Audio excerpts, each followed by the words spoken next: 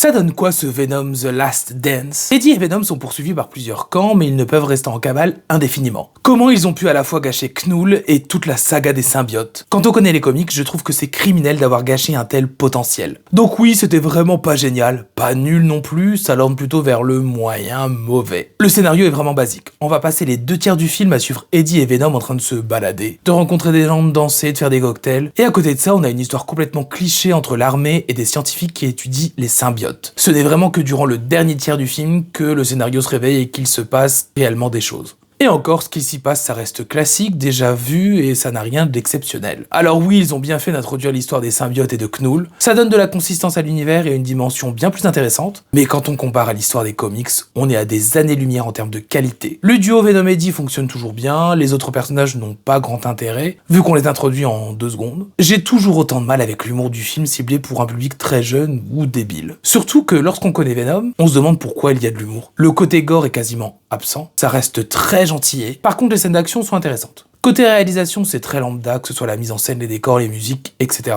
Les effets spéciaux sont parfois réussis, parfois ratés. Par contre, le design des symbiotes et de Knull fonctionne bien. Et le jeu d'acteur est correct, peut-être un peu trop surjoué parfois.